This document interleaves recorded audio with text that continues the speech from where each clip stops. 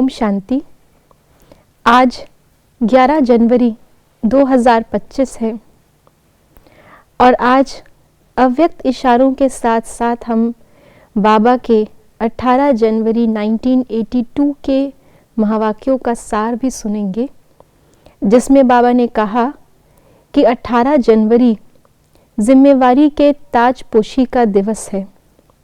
सिर्फ स्मृति का नहीं, लेकिन इस दिन बाबा ने बच्चों को जिम्मेवार बनाया, बच्चों को ये ताज दिया। विशेष इस मुरली में बाबा ने कहा है कि अब तीव्र गति की सेवा का साधन है संकल्प शक्ति से सेवा। और बाबा ने हमें इसमें ये आश्वासन भी दिया है कि इस सेवा में ब्रह्मा बाबा सदा सहयोगी रहेगा। तो आइए इसी सेवा के लिए सुनते हैं आज के बाबा के अव्यक्त इशारे।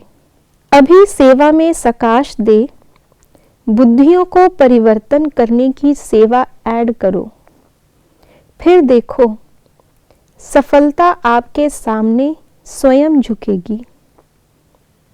सेवा में जो विघ्न आते हैं, उस विघ्नों के पर्दे के अंदर कल्याण का दृश्य छिपा हुआ है। सिर्फ मनसा वाचा की शक्ति से विघ्न का पर्दा हटा दो तो अंदर कल्याण का दृश्य दिखाई देगा।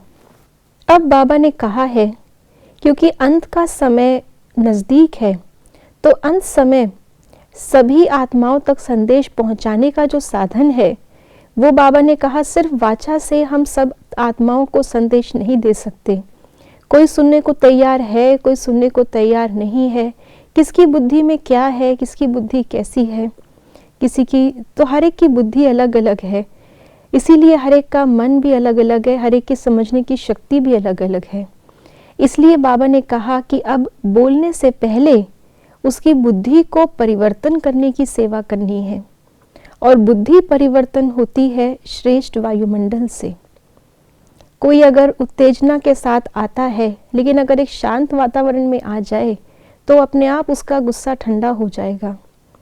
तो बाबा ने कहा कि अभी पहले बुद्धि को परिवर्तन करने की सेवा करनी है, फिर ज्ञान का बीज बोना है, तब सफलता शीघ्र मिलेगी। दूसरा, बाबा ने आज विघ्नों के आने का राज बताया। अगर विघ्न ना आए, जैसा चल रहा है चलता रहे, तो ना हमें अपनी शक्ति का और बाबा के सहयोग का पता चल पाएगा और ना अन्य आत्माओं को। तो बाबा ने कहा कि विघ्न को विघ्न के रूप में ना देखें, लेकिन इस विघ्न से हमारी कौन सी शक्ति की प्रत्यक्षता होनी है। कभी हमारी संगठन की शक्ति की प्रत्यक्षता होगी, कभी हमारी बैकबोन बाबा है उसकी, कभी हमारी त्याग तपस्या निर्माणता की प्रत्यक्षता होगी। जैसे हमने देखा कई बार मेले होते हैं, कुछ भी होता है, बड़ा विघ्न आता है, लेकिन संगठन की शक्ति से, योग की शक्ति से, नम्रता की शक्ति से जब सबका संकल्प एक होता है, तो न केवल वो विघ्न हटता है, लेकिन उस विघ्न के हटने के बाद में और ही ज़्यादा बाबा के बच्चों की और बाबा की प्रत्यक्षता नज़दीक आती है। तो इसलिए अपनी मनसा को शक्तिशाली रखेंगे, अपनी बुद्धि को भी और दूसरों की बुद्धियों को भी इसी मनसा शक्ति से हमें परिवर्तन करना है। ओम शांति।